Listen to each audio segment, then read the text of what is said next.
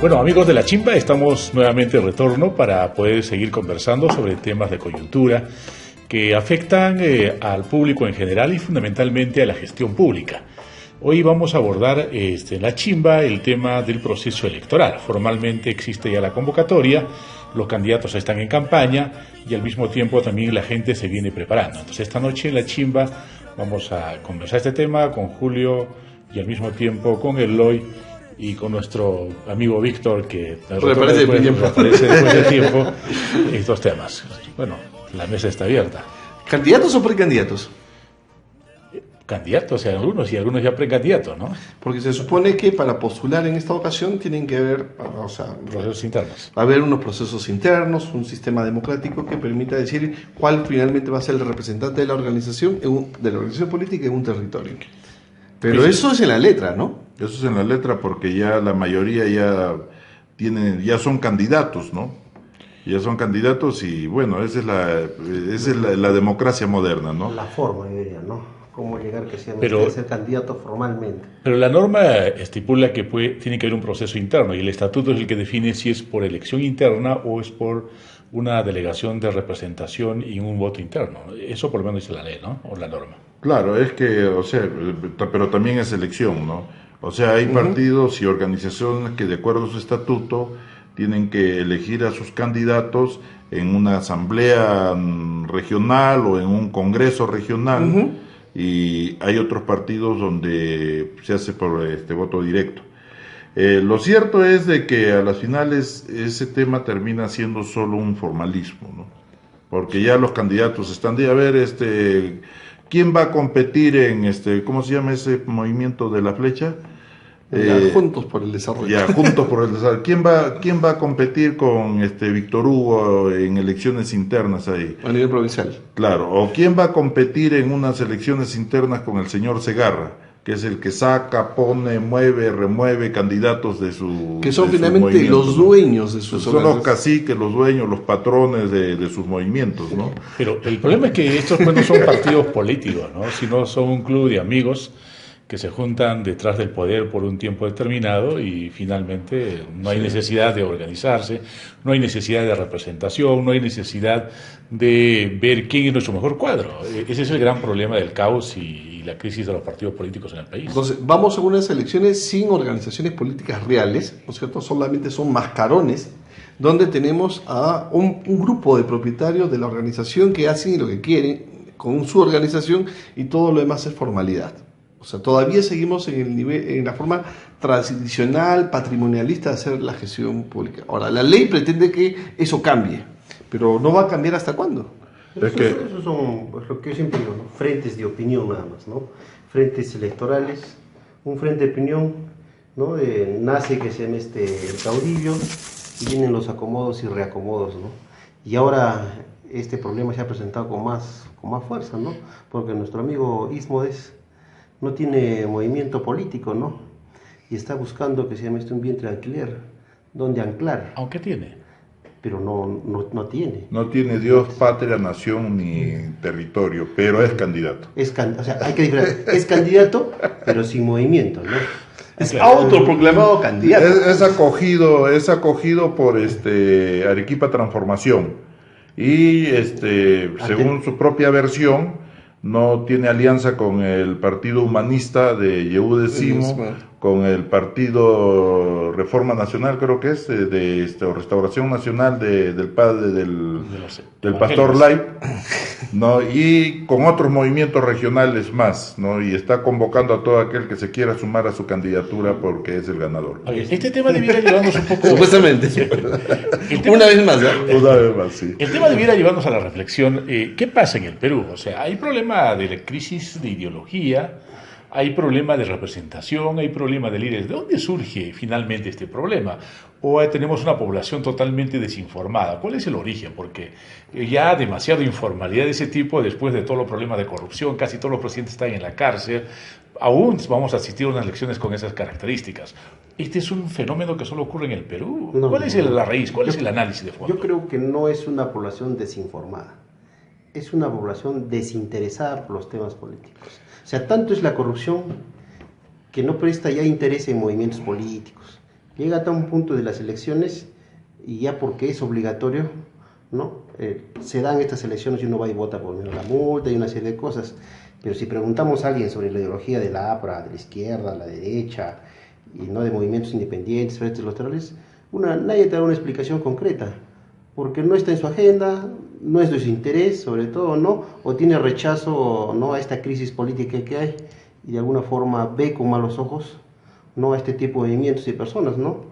Empezando desde acá, ¿no? Desde los movimientos independientes que antes se creaban en distritos, que ahora ya no van a ser, para los movimientos regionales, y lo que está pasando actualmente, ¿no? Le pasa a Ismodes, al amigo Rondón Fudinaga, que fue por el arbolito, y este año no va por el arbolito porque se agarra que se llama ya lo sacó a Ismodes, ya lo sacó a Rondón Fudinaga, ahora él es el líder del movimiento. En este caso fueron invitados, ¿no? En ese sentido yo diría, no es desinformación, ¿no? Porque uno se informaría, habría desinterés por participar. Y ese grupo que es enquistado, que permanece siempre en las elecciones, es el único grupo, pues, que manipula, dirige, ¿no? Y atrae el voto con una serie de adendas, ¿no? Eso es en el aspecto local, ¿no? Pero el problema de la crisis de los partidos políticos empieza en realidad en los fines de los 80s, inicio de los 90s, pero ¿por qué razón? La crisis llega cuando empieza el auge de la tecnología de la información y las comunicaciones. Antes de ello, los líderes políticos eran vistos desde muy lejos y por lo tanto en algunos casos llegaban a ser hasta endiosados, ¿no es cierto? Entonces no se conocía mucho sus triquiñuelas, sus manejos, y eso hacía de que sean los partidos fuertes. Pero una vez que los medios de comunicación empiezan a transmitir información en vivo y la información se masifica, entonces empiezan a aparecer todas las cosas ocultas de los políticos y ahí es donde se fortalece la crisis. Y los partidos políticos no tuvieron la capacidad de modificarse, de renovarse, de actualizarse para poder actuar en ese momento. Eso hace que la población se aleje de los partidos políticos y ahí como respuesta surgen los movimientos regionales. Pero los movimientos regionales, que si los revisamos con detenimiento, los observamos con detenimiento, son más corruptos, más argolleros y más impositivos que los mismos partidos políticos tradicionales, entre comillas, ¿no? Así, pero la gente reclama política y reclama cambios. Ahora, yo creo que sí, a partir de las dos últimas décadas, este fenómeno que has hecho alusión es más evidente. Desde, verlo a Fujimori, a Vladimir, y viendo cómo se compraban a los congresistas y cómo a los candidatos y cómo se manejaba a través de la televisión, a la gente fue un golpe fuerte. Pero yo diría que fue la estocada final. No te olvides que post dictadura de Velasco, el retorno a la democracia y los partidos todavía sobrevivientes empezaron a sufrir las embatidas de grupos extremistas en política que reclamaban cambios por la fuerza. Pero vayamos a los 80, a los 90, o sea, el descalabro con el APRA fue terrible y una decepción tremenda. Llega el fujimorismo como la salvación y lo primero que suele pasar en ese escenario es que empieza a despolitizar toda la sociedad peruana con tal de que se vaya ganando espacio para el tema de eso. La persecución como una estrategia de gobernanza, o sea, eso no se hizo adrede, ¿no? O sea, fue una estrategia, ¿no? ¿Cómo gobernamos y cómo robamos sin que nadie proteste, ¿no? Entonces persigues a todos los políticos a través de la famosa SUNAT, tienes ahí aplastado a todo aquel que levanta la voz, y haces lo que se te da la gana, ¿no? Pero yo sí comparto eso, o sea, se termina de, ¿no?, o dar la estocada final fue en el gobierno de Fujimori. Ya la credibilidad ya no solamente a los movimientos políticos, sino ya a la politiquería en general, ¿no?, nacional que había acá, ¿no? Sí. Claro, pero si miramos en el contexto latinoamericano vamos a ver casi las mismas tendencias, ¿no? O sea, Fujimori aquí, lógicamente con una mirada pragmática y también ve que el país está desmovilizado, aprovecha para hacer cosas que no debían hacerse. Pero si tú ves, por ejemplo, Ecuador, tienes ahí a Correa, que también hace casi lo mismo, probablemente no con los signos de corrupción que se tiene. Bolivia, Evo es exactamente igual.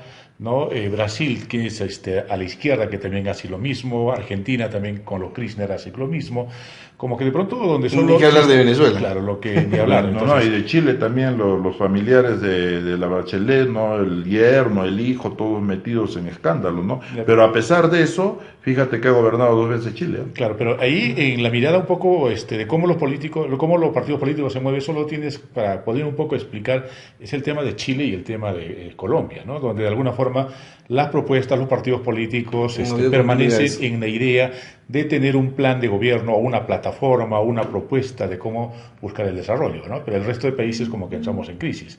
Entonces, yo creo que eso es un síntoma que finalmente es producto también de las responsabilidades del Estado y también de estas formas de pragmatismo que se han instalado en la vida de todos, ¿no? Sí, yo creo que ahorita hay un retorno a reclamar a una nueva forma de hacer democracia con partidos que realmente se vayan constituyendo. Yo creo que ahorita se está retornando a esa necesidad de la gente por verse representada o por representar también de manera más coherente.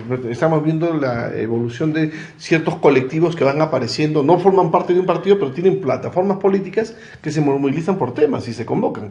Por ejemplo, frente al indulto, 50% de la población, nadie se reconoce como parte de un partido de izquierda, pero sí tiene una propuesta de que eso no puede pasar, ni puede seguir pasando. Y el tema de ni una más, ¿no es cierto? Ni una menos. Ni una menos. Ni una menos. Ni una más. Pues no, es ni una más. Bueno, pero ¿sabes qué? Digo, hay temas, ¿no? Es cierto, o sea, hay grupos de interés o hay colectivos que se pronuncian, se movilizan, pero que a pesar de que en este país existe libertad de expresión, no son escuchados, y es por eso que se movilizan y que cada día van tomando más fuerza, ¿no? Pero, pero ¿por qué se movilizan, no? Tomando los 2 ejemplos de Víctor, él dice, no, ni una menos, ¿no? Se da que se frente a la necesidad, ¿no? Y aparece en una coyuntura, ¿no? Es que no se siente representado. Ya, se aparece en una coyuntura. Que es una función principal de los partidos. Aparece, tiene su arista, ¿no? Y baja. Pero al final hay un grupo de personas que activan que permanentemente, ¿no? Que están sosteniendo, ¿no? Pero tuvo su arista. Igual que se llama el indulto, ¿no? Bueno, ahora estamos en subida, va a llegar su arista y va a caer todo. O sea, generalmente este tipo de eventos o actos, ¿no? Aparecen coyunturalmente, ¿no? Pero no son olas que van hacia la baja, son olas que van hacia arriba. Pero bajan y se mantienen. Claro, digo, ¿quién les da sostenibilidad? ¿Quién les da que se llame una línea? ¿Quién crea el objetivo? ¿Quién lo hace parte que se llame precisamente ese es el otro tema, pero mira, esos grupos no es que viven o que están en un movimiento ondulante de oportunismo o de oportunidad, no ese es el tema, porque ellos siguen trabajando, o sea, los colectivos que ven el tema de género, que ven el tema de feminismo, que ven el tema del LGTB, que ven el tema ambiental, de espacios públicos, siguen trabajando. Ellos siguen trabajando, en determinados momentos salen, se movilizan.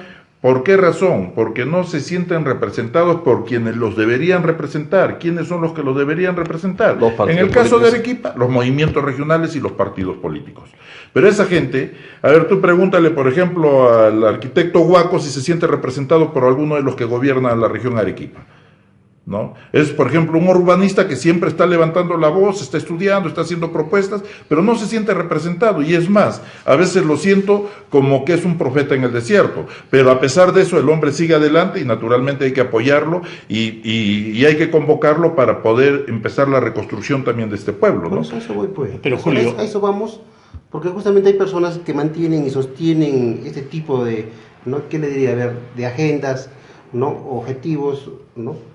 O actividades, pero en este caso, por ejemplo, el tema de los derechos humanos, hay gente que siempre está activando el tema de los derechos humanos en forma permanente. Se dio el indulto, ¿no? Y coyunturalmente que se todas las masas, ¿no? Son oportunidades, ¿no? Pero son oportunidades que justamente tienen ese tipo de aristas. O sea, nadie está diciendo que estos movimientos pierden actividad.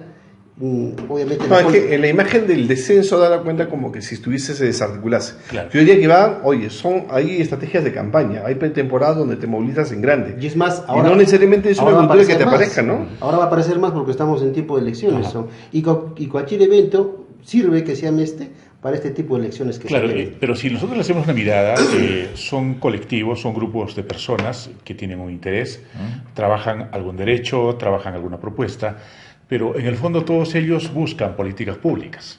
O sea, que finalmente el Estado sea el ente que regule a partir de una forma de gestionar que es el gobierno, que no se sienten representados. Pero sin embargo, casi las características hoy en día nos dicen que los partidos modernos, ¿no es cierto?, si que se quiere construir, deben justamente asentarse sobre estos grupos. Claro, es pasar de la sociedad civil a la sociedad política. O la sociedad colectiva, ¿no? ¿No es cierto? Así es, la sociedad, en realidad la sociedad política, porque estos grupos hacen política. Sí. Ahora, el tema es de que por ahí nos faltan sectores que se quieren aprovechar, ¿no? De todo este movimiento, por ejemplo, sale la señora Verónica de la mano del señor de Cajamarca, de Goyito, después de que en la campaña se han dicho Samba Canuta, salen de la manito a decir nueva constitución. O sea, se quieren montar en la indignación de la gente, pero el problema es que los indignan más todavía. No empatan, ¿no? No empatan, pues no empatan. ¿Por qué? Porque, o sea, quieren ya, en función a su ideología política,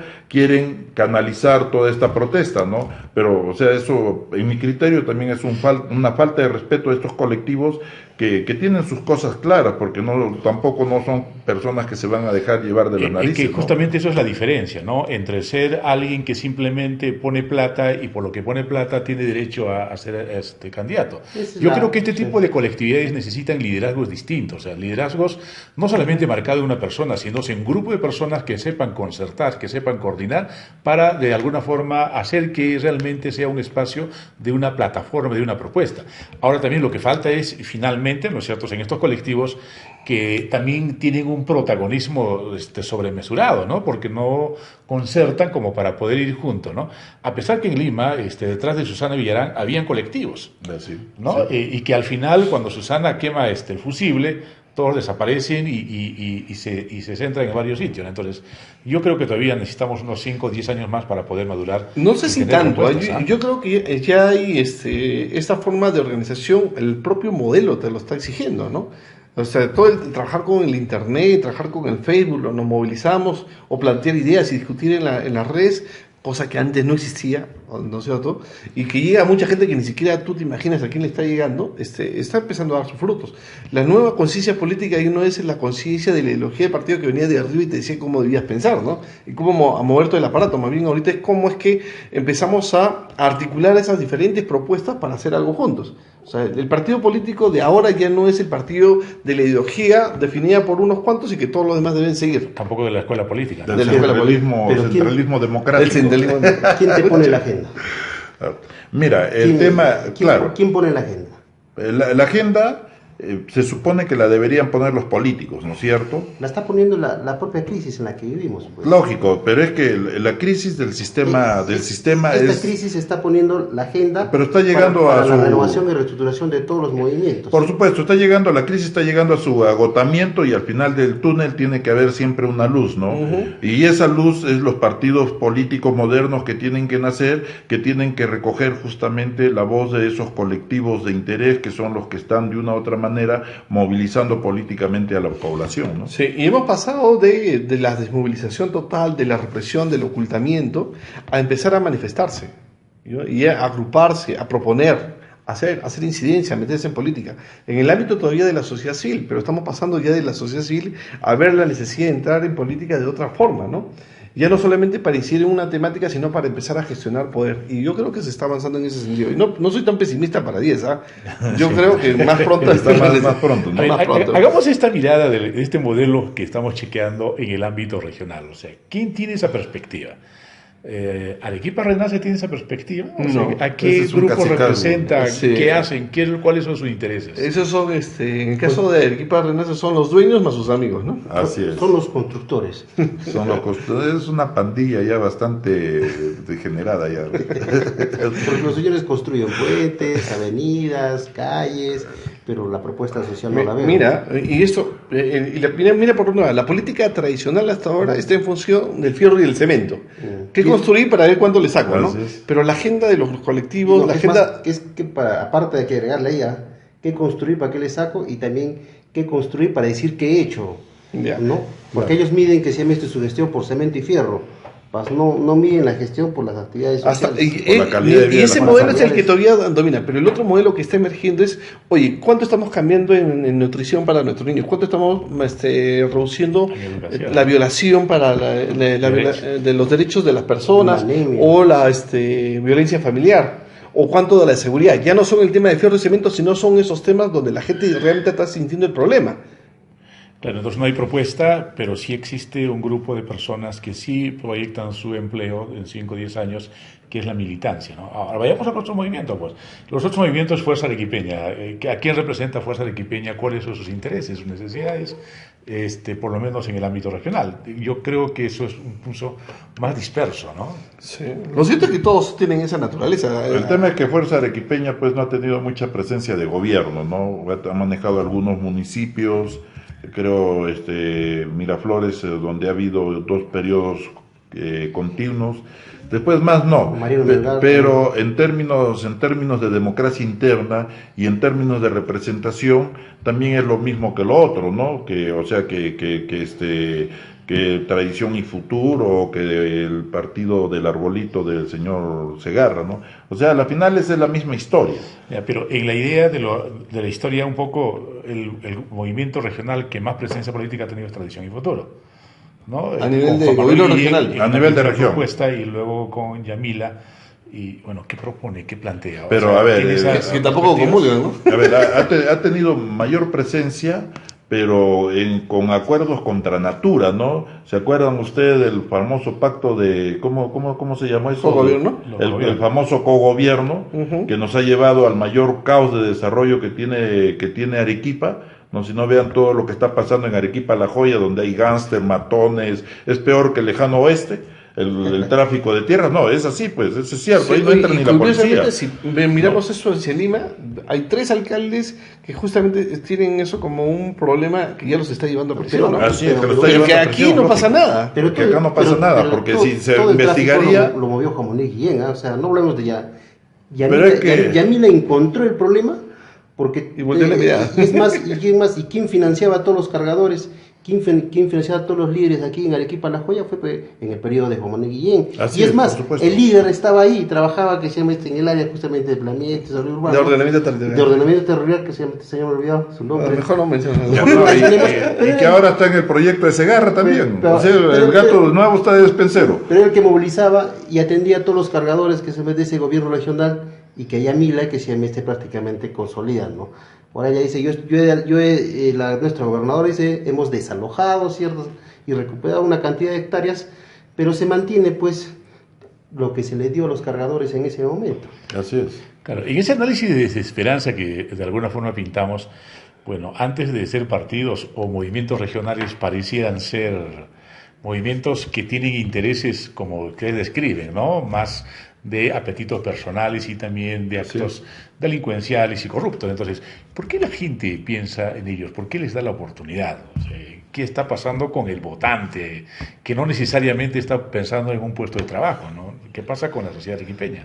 Lo que pasa es que no hemos tenido una educación política, una educación cívica o ciudadana que nos permita asumir nuestra responsabilidad frente a lo que está pasando, ¿no? Parece que ya dar mi voto es casi regalado, es una cuestión que no cuesta. Pero en el fondo estamos dando poder para decidir por nosotros, pero no hemos valorizado eso realmente en cuanto afecta a nuestra vida. Entonces el ciudadano común y corriente a veces le basta que le diga su cajita de fósforo con sus 5 soles dentro, o que le reparten una cara simpática de una mujer que se presenta para una candidatura y ya decimos, ya me parece interesante, pero no estamos oyendo propuestas, no estamos comparando opciones, y es problema de educación, ¿no? O sea, en el fondo no estamos formados ni educados para tomar decisiones responsables. O sea, el tema de que la gran parte de la sociedad peruana sea informal, bastante irresponsable, se expresa también en la política, se expresa en la familia, se expresa en el barrio, se expresa en todo eso. Y tenemos que dar un salto, pues, que tiene que ver con unas cuestiones mucho más profundas en materia de educación, ¿no? En materia de asumir valores, asumir responsabilidad, asumir compromisos. Así es. Claro, la chimba tiene esa función, ¿no? Claro, el tema es que recién en la ley de partidos políticos, ahora último han incorporado justamente esa función, esa misión de educar, de hacer docencia política, de hacer formación de cuadros técnicos políticos. Recién se ha incorporado, gracias a Dios. Pero ahí también han aprovechado para mantener un porcentaje mínimo, pero siempre mantener el tema de que el candidato se puede seguir dando dádivas, o sea, puede seguir comprando conciencias, repartiendo butifarra y frijoles, ¿no? ¿Cuál es el impacto? El porcentaje de las dávidas ya se ha formalizado y establecido. Ya está legalmente establecido. Ya está legalmente. Gracias a los fujimoristas y a los apristas. Ya legalmente puedes darle regalos ya. Así es. Claro, porque incluso en esa perspectiva el Estado ahora, a todos los que tienen representación en el Congreso, financia, ¿no? Habría que ver en un momento determinado y cuál es el impacto de ese financiamiento, en qué están invirtiendo esos recursos, ¿no? Aunque la ley dice que es fundamentalmente para la formación de para cuadros, capacitación y formación, ¿no? Sí. En la mañana tenía una conversa así casual con alguna gente y se salía del tema de discutir el tema de por qué la gente vota, ¿no? Y qué es lo que espera. Aparece una pregunta recurrente: ¿yo qué gano? Con este o con aquel candidato. ¿Qué me va a hacer? ¿No es cierto? Generalmente, ¿yo qué gano? Dice, es la pregunta básica del votante. Entonces, si le van a dar un tupper, ya estoy ganando alito. El otro no me da nada. Pero esa es imagínense la lógica oportunista, rastrera, que se ha instalado en la mentalidad de los peruanos. O sea, por cualquier cosa te vendes, así sea por un ripio, por un tupper. Bueno, yo le llamo la cultura del mendigo, ¿no? Ah.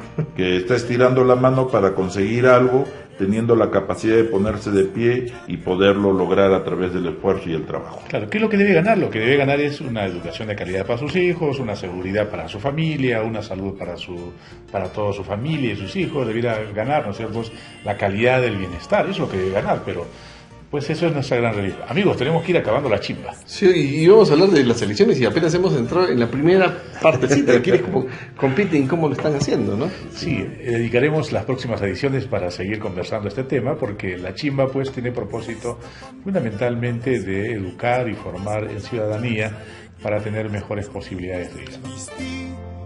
Tierra hermosa del sur, esta pampeña a las caimeñas, guapas muchachas arequipeñas, son hijas del Mistí.